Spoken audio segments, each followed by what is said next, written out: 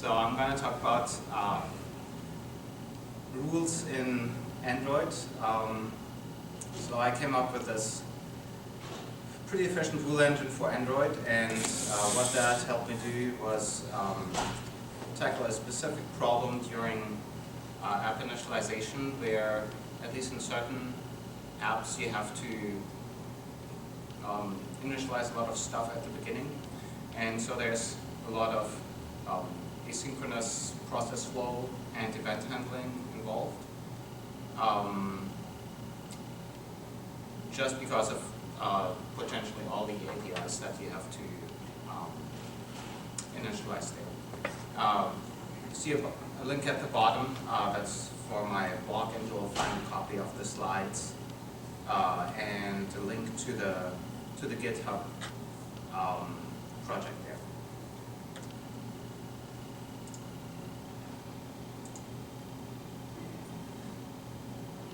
It's kind of hard. The screen is so low that it's... Yeah, we had a couple of the speakers who are just being blinded every time they looked up. That's my eyes. All right. So the goals really for this session are three. If you are an Android developer, I would like to give you another pattern for your toolbox. Because Android development is a lot about like different patterns that you can use. Like I said, handling app initialization complexity is really gets a lot easier with this approach, and of course, I mean, for you who've been around rule engines, I mean, you might be interested in applications of this elsewhere too. I mean, in general, this is kind of a general purpose rule engine. It's just pretty targeted at Android, because like a truly general purpose rule engine would be a little heavy for Android. I mean, Android is just a phone, so you have to be careful with your resources. So it's lighter weight. All right, quick intro about myself. So I'm originally from Germany, and my background is in computer science, artificial intelligence, and that's kind of where the rule engines come into play, and some natural language processing too. I've been a software developer for a pretty long time. Did a lot of back-end development, also quite a bit of web server development, a little client UI development, more recently Android. Before that, I did a few other things. One of the programming languages that I've worked with is Prolog. That's kind of my that's somewhat related to my interest in rule engines. And right now I'm working on an outdoor social mobile game as an independent developer. So that's something that I'm developing myself and trying to get to market. And that's the actual application where I saw the need and did implement this rule engine. So that's this social outdoor game for an initialization screen. Like I said earlier, it's for asynchronous event handling, process flow. So yes, for you, this might be interesting. So when we talk about rule engines, I mean, many people think rule engines are synonymous with business rules, and that's not the case. I mean, business rules are not a big application of rule engines these days, but a rule engine is a very general concept. Business is just a domain, or your business is just a domain for it. And there are different ways to implement rule engines. Like the business rule engines, they generally use this algorithm called Rulez. And yeah, I mean that works for like these kinds of high-level rules if you don't have too many of them, maybe not more than 1,000 left within the versions of the Uli algorithm. I believe they claim that they can handle more rules than that, but still, it's somewhat limited. And it's all closed source, and they don't really tell you unless you buy that product. So it's kind of hard to judge what they can do. So yeah, so and in this case, the rule engine will not be for high-level rules, but for event handling, especially somewhat UI-related events. Specifically designed for Android, so it's pretty simple rule engine, pretty efficient, and for Android, it's very relevant that it aligns with the activity lifecycle of Android apps, specifically designed for that. So, quickly about the terminology that I'll be using. You'll be familiar with most of that, and you might be using different terminology. That's just I'll be using. So rule, an A, then B, pretty straightforward. Slightly more complex rule. DN not E or F, that's C. So both of those are rules. But then in this case, we're really dealing more with not the abstract rules that we see up here, but more with condition action rules where a certain condition holds true in our system. The system has a certain state, and if it's in that state, then we take a particular action. And the action can include other changes to the state, to the abstract state, these logic variables here, but also any other kind of actual process action. So I'm going to call these abstract symbols A and B and D, I'm going to call them facts. And so rule engine then answers questions like, is B true, is F true, is C true, is not C true, or is C false? And those are also often called goals, because those are the goals of my rule evaluation. So and in this example, we see, well, if we say, well, A and D are true in the system, that's our state. But we don't really say anything about F or C or not, about their states or their truth values. It's kind of, so for F we could say, well, okay, so D, there's something here about D. We know that D is true, we know nothing about E though, we know nothing about F, so we don't really know anything, and can't say anything here. We can say, well, we could infer that B is true, because we have said that A is true. But we don't know anything about this, the second rule here. So what comes into play then in most, if not all, normal rule engines these days is this concept of negation as failure. If you, and what that just means is, if something is, if we don't know that something is true, then it's automatically false. It's assumed to be false.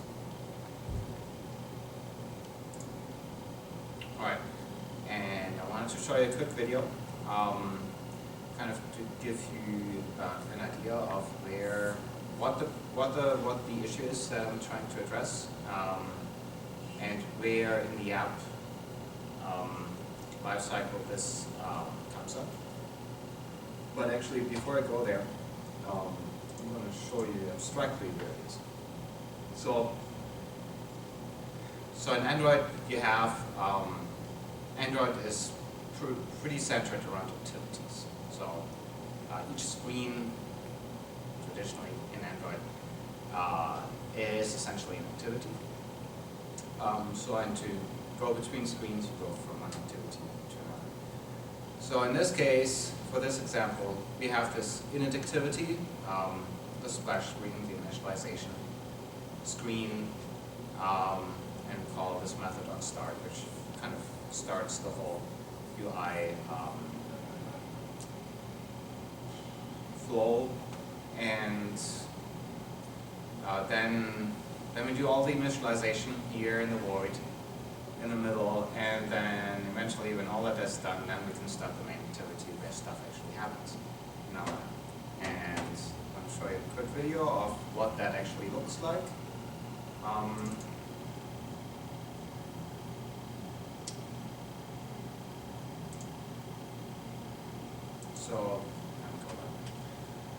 So here's the launch screen. User clicks on the launch icon, and there comes the splash screen and the first dialog, because in Android the user needs to, well, kind of want, I mean, it's like a disclaimer dialog, but also kind of prepares the user for what there is to come in terms of the user will be asked for additional permissions to give to the app. So that's something that we want to explain here. And of course this dialog has to come first because it has to explain all the things that come after it. So here's the first other dialog. This talks about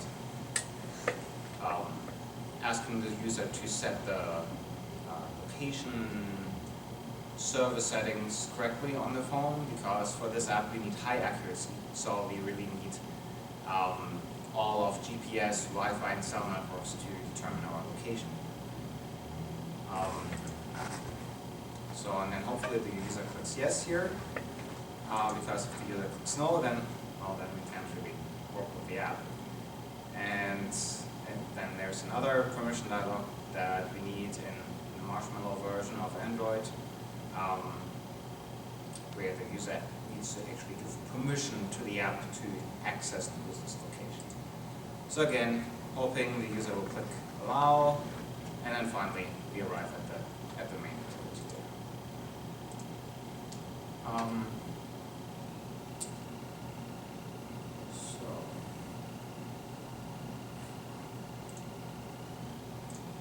So we saw this. Now the question is, so this screen will eventually kind of show you the how we get from A to B, how we get from the start to the main activity, just the value that we just saw. So the first thing that we saw was we want to show the user the disclaimer dialog, and then in order to access a lot of the APIs, we have to connect to the Google API client class, and we also have to start setting up the sensors, because this particular app uses a lot of sensors. So this is a real app. It's in beta right now, so it's not publicly available yet. But does it link with all the activity trackers for like your Fitbit and whatnot? No, it's a game that you play outside with your friends, essentially chasing each other. So it definitely needs to make use of, it needs really good location data, and also needs sensors kind of to detect like how you're holding your phone, to give you certain information about direction. So yeah, it's pretty heavy on APIs, I would say. So all these three things, they can start out in parallel, and that's something that you want for Android development in general, because you want it to be fast. I mean, phones can be slow, so parallelize as much as you can. And then, so after the user has clicked away the disclaimer dialog, we can then start and request the permissions, because now the user knows that we want to request permissions and will be more motivated to click yes, to grant them to us. also at that point we can request, like we saw, the user to change location settings on the phone to high accuracy. And that also has a dependency on already being connected to the Google API client library, because otherwise it just doesn't work. It has this dependency. Also, once we're connected to that API, we can then retrieve the last location that the phone knows about. And this is just a quick call. This is just whatever location was last requested by any app from the phone. This is just to initialize our app quickly without waiting for 5 seconds to get a GPS. And then, so this step has another dependency on also having the needed location permissions from the user. And then finally, having the permissions, of course, is a prerequisite to starting the main activity where we need those permissions.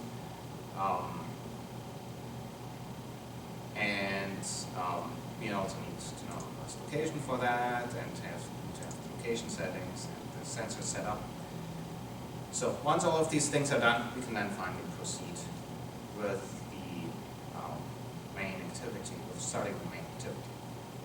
Now, the reason I spent a couple of minutes on this is, now this is still a somewhat simplified version of what the app initialization step does.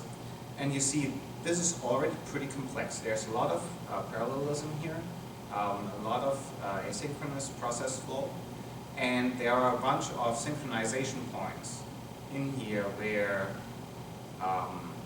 we need to wait for responses from more than one asynchronous event. So, and that can get a little tricky to implement in Android, or maybe other kinds of environments as well. For the sake of simplicity, to being able to show you something that is understandable, I'll just reduce the scope to these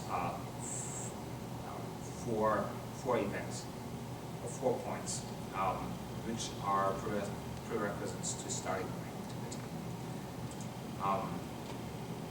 So I'll show you this approach I'm calling monitor approach first.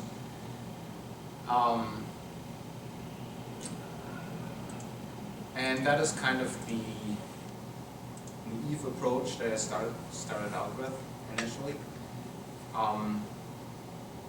So essentially what I'm doing here is, once the sensors are ready, I set this flag, sensors ready, and then I call another method that might start the main activity if all the prerequisites are met. And the same for those other 3 prerequisites for starting the main activity. They each have their own state variable, and then they call this this method that might then take the next step. And this method we see here, so what it does is it just checks, well, are all 4 of those prerequisites true? And if so, then we can finally start the main activity. Now, that doesn't look too complex. Like I said, this is just a sliver of the actual complexity. So when you add more stuff, this gets too complex. It just got to the point where I was like, this is not maintainable. This is just terrible code.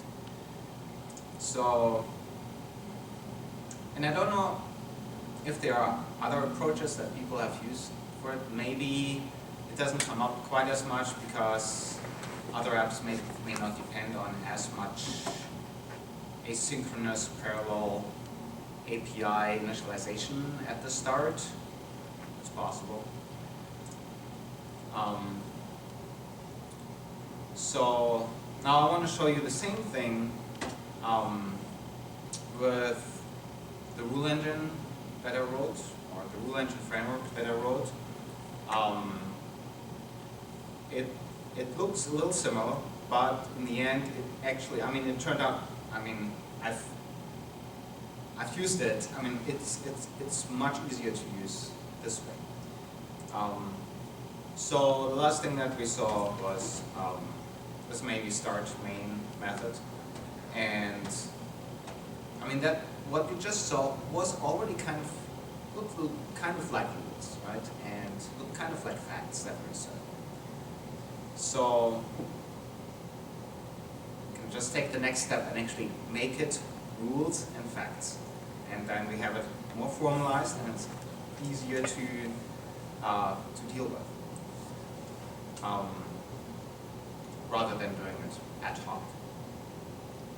So we have this rule, and I created this a Fluent API for it, just to make it pretty. So our rule is just called start main activity, and you start the main activity when the census are ready and location settings ready and location and permissions. Then we start the main activity. That's all it says. And so this is declarative. It's not procedural like we saw in the last slide where we had a method to check these conditions. So this happens essentially automatically. And again, here on the left, we have the four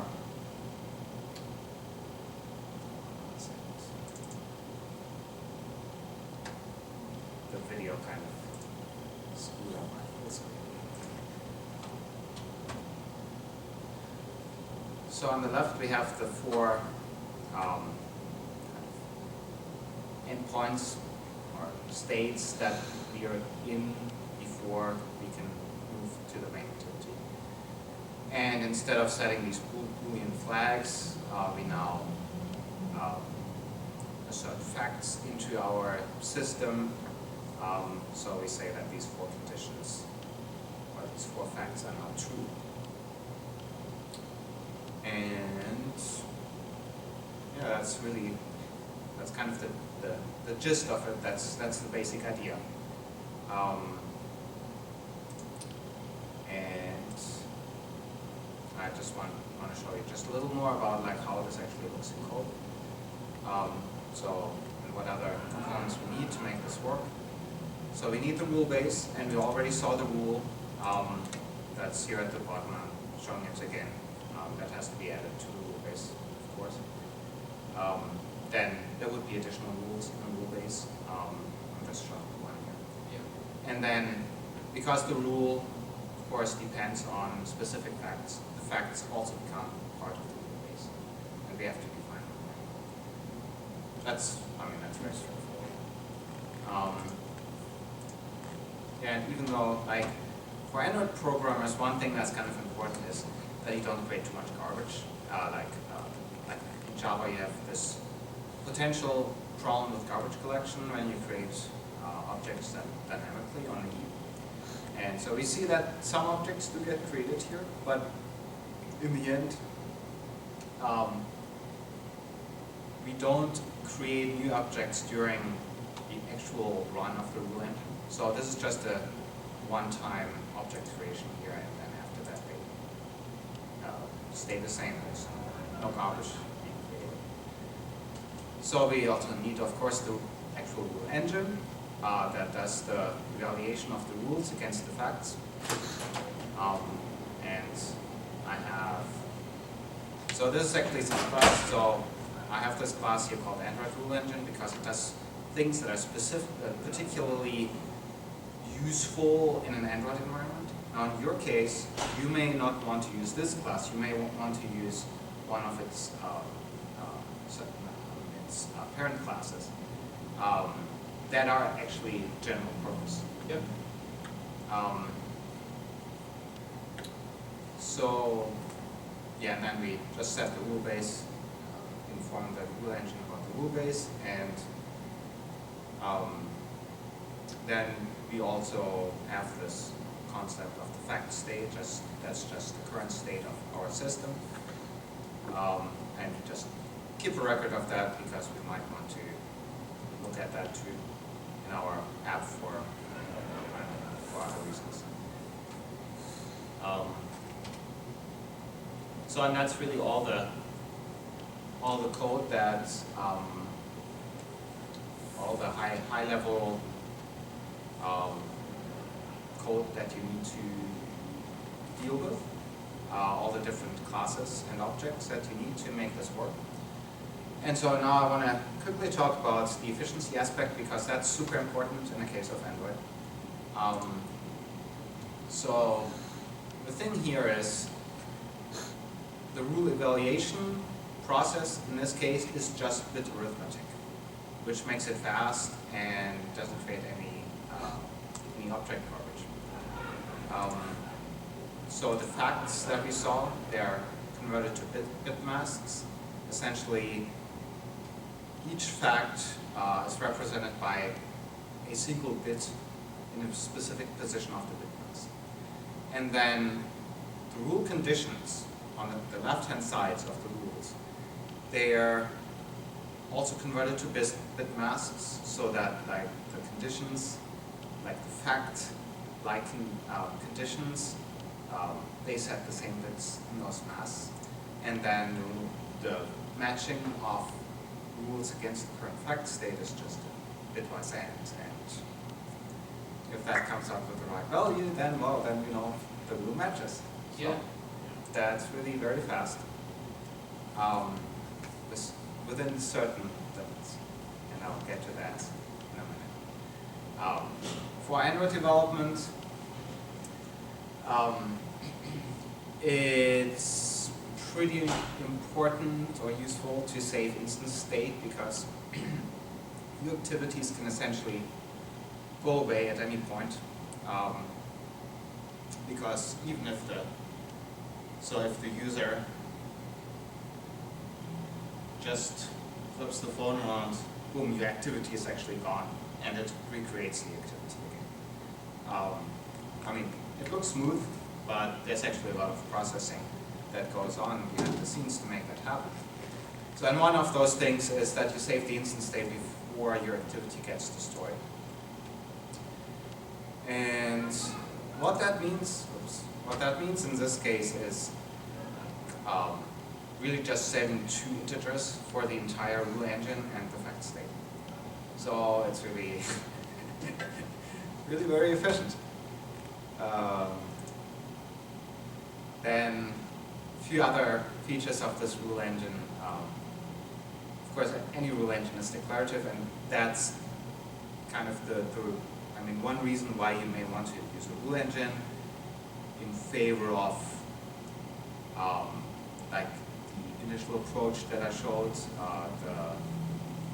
what I call the monitor approach.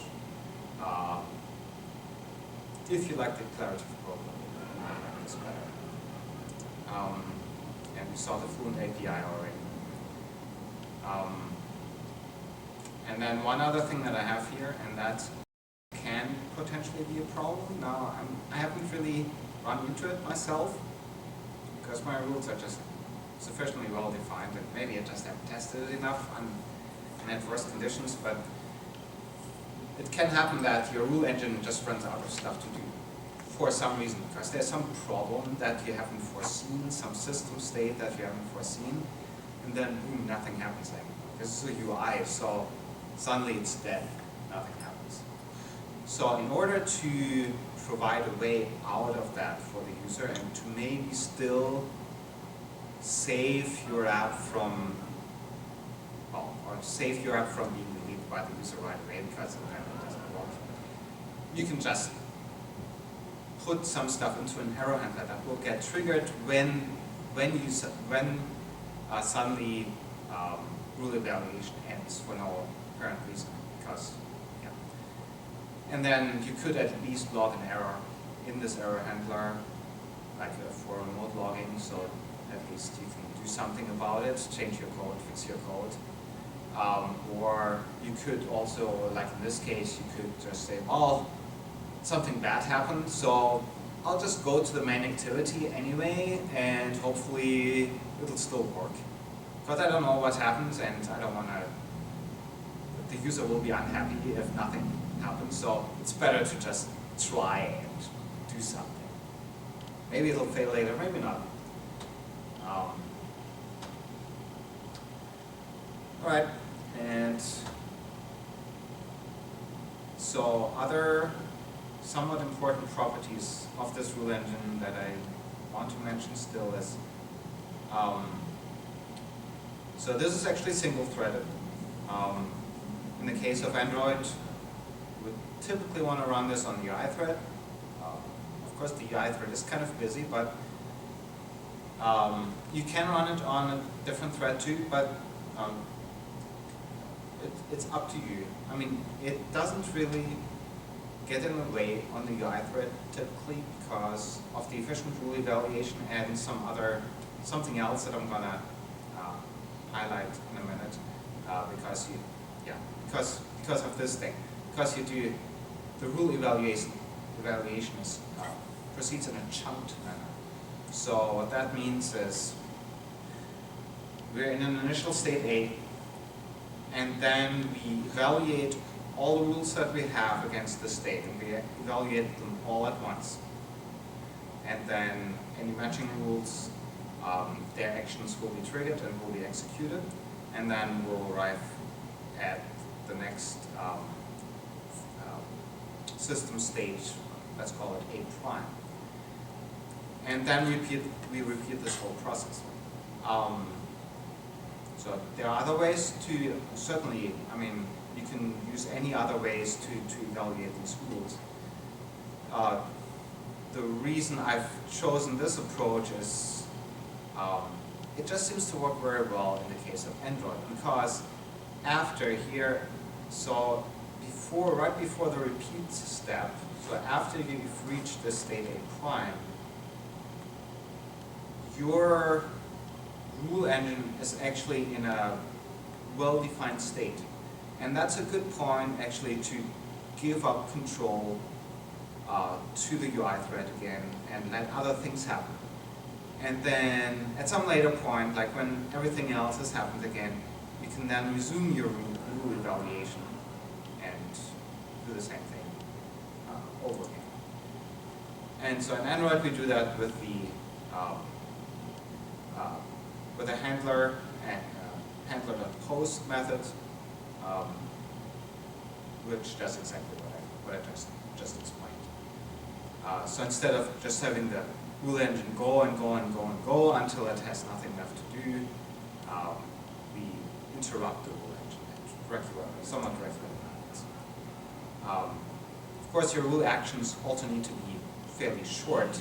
You can't do expensive stuff in your rule actions because otherwise, well, you will be blocking the rule either. If you do expensive stuff in there, you just have to move it to a different thread instead.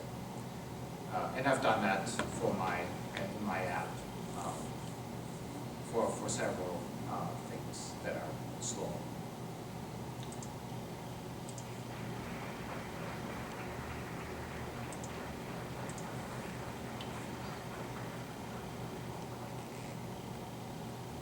And so now let's talk about limitations. And you coming from a slightly different background, having experience with rule engines and business rules, you might laugh about this because the limit here is really just about either 32 or 64 fact set rules, and that's just because you can easily use an int or long for the bit masks. And while that may sound pretty ridiculous, in the context of Android development, I think that's more than enough. Yeah. Because, so in my actual app, which I think does quite a lot of initialization, I have 9 rules. I think I have 7 facts. So, I mean, I can easily get away with 32-bit. I mean, so I still have like 25 more rules and facts left. Or 25 facts, something like that. If you really want more than that for some reason, more than 64, you could try bit vector instead, which kind of expands this concept to just more bits. But then it'll also get slower for other reasons. So this really only works if your number of facts at root is fairly small. I mean, like limited to maybe not more than 64.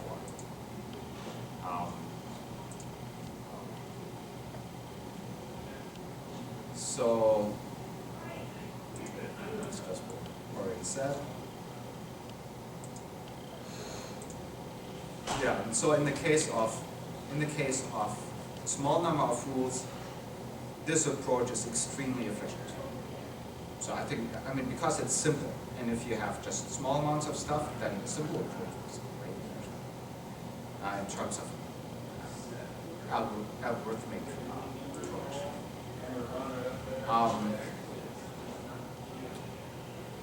So just want to talk quickly about what other uses you may have for this rule engine.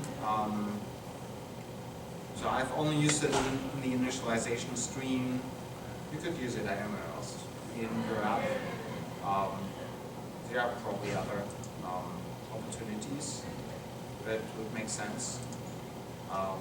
Or you could also consider doing it at the global application level to kind of drive the whole app in certain ways. Like app state instead of activity state. You could probably combine it with reactive programming like Java, RX Java, or like event bus concepts where those things would feed into the system as facts for inputs.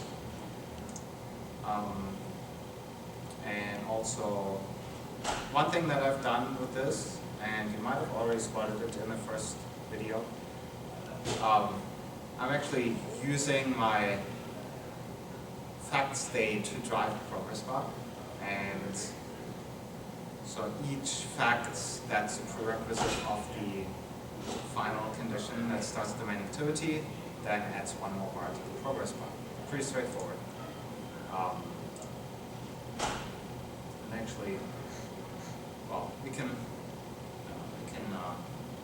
there are some things that might interest you. I want to skip ahead to the video for now.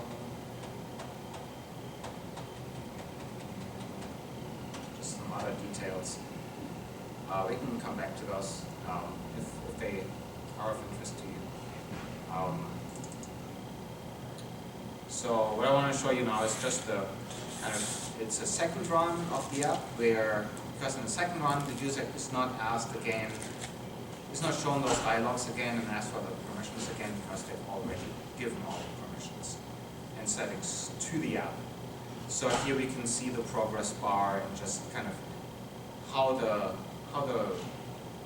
what the process flow is now with the rule engine just driving the entire interaction.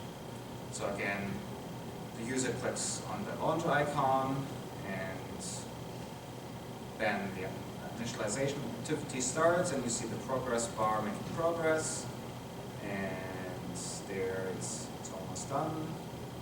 And there comes up the main activity. Now this might have looked a little sluggish. That's because in order to show you anything, like in order to not just show you flip on the screen, I decided to run it on a 5-year-old phone, which is like the oldest phone that I have, and throttled its speed to 25% of its original speed. So I really made it very slow. It will, even on really low-end phones, this is much faster than this. I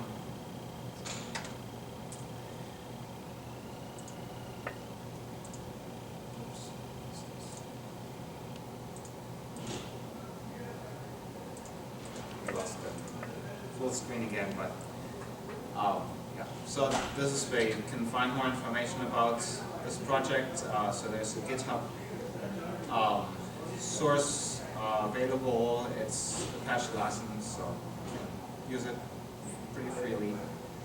And link to the blog, to my blog with the slides and my email address if you want to contact me. And yeah, so if you want to just note down that android.bubenheimer.com, you'll find everything else, or at least you'll find the GitHub link from there too. And the slides, of course.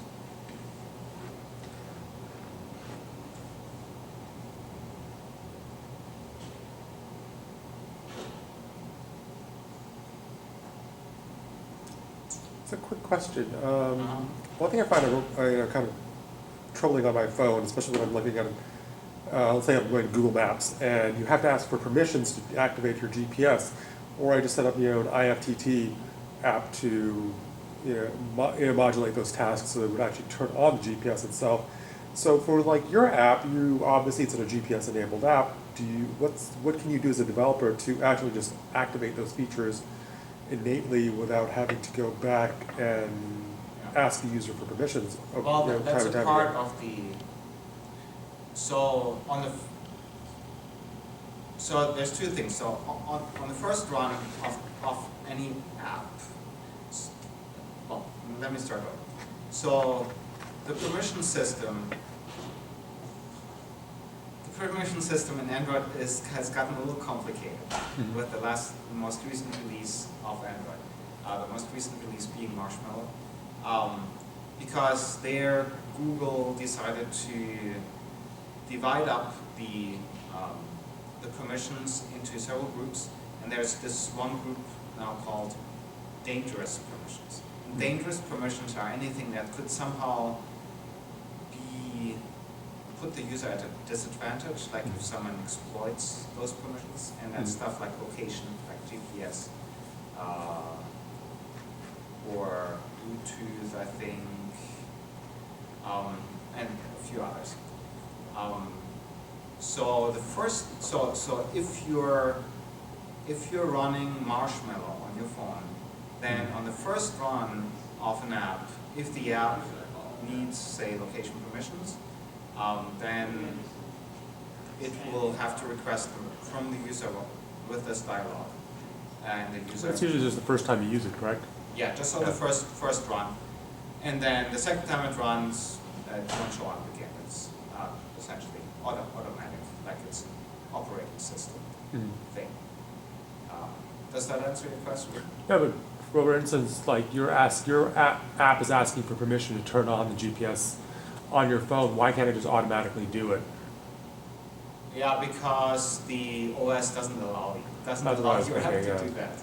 Well, I'm helping a friend develop another app, and we're having a similar problem with that too. So I was like, yeah, there are two things in the case of location.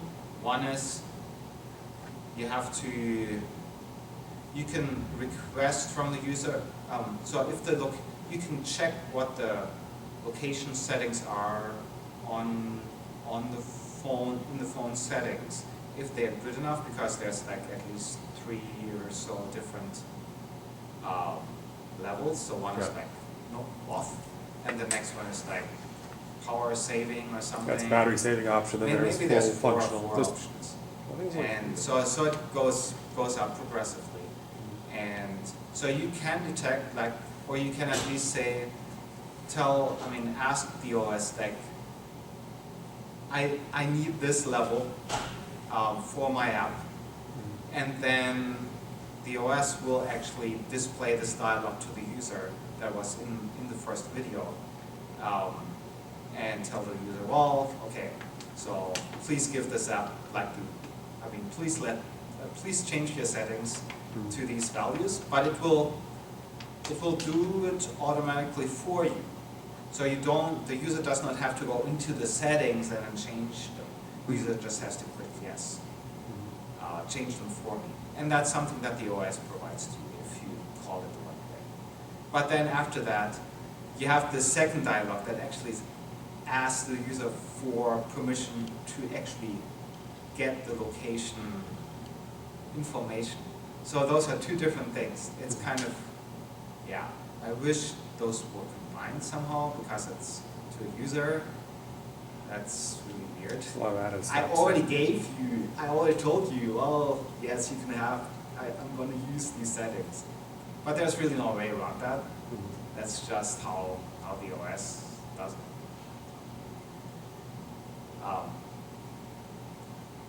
Well, no, thank you. I think it's very useful. And if what I hear is Android is in the cars and embedded, I Yeah, think yes. that people would use it there with that Okay. efficiency for sure. Okay. Yeah. Even Yeah. in refrigerators and all that kind of thing, yeah. Yeah, I mean, you can use this in any Android-based Yeah. app or other Java apps too. It's just, I don't know how much sense it makes there because it's really designed for Android. Yeah, the bit masking with the 64 ruling Yeah. means it's in probably better in embedded. Yeah, I wouldn't use this for business rules. Yeah, yeah. It's not capable for that purpose. But it's much better than a business rules engine would be for You couldn't, Android. yeah. You couldn't bring one in and run it on Android. Yeah, I see what you're saying. Yeah, and like, I don't know if you're interested. I mean, if you look at this again, like from your computer, I mean, you can look at these other slides at the end that I skipped over. So I'm just talking a little about more like logic-related features, which I didn't think were that relevant for a general audience. It just puts it into a larger context, like if you have some understanding of rules and logic. I'm not familiar with the Graphics. academics of. Okay. I just had to work with one, Yeah. but I'm kind of interested in how they work. So yeah, we'll take them on. All right, thank you very much. Yeah.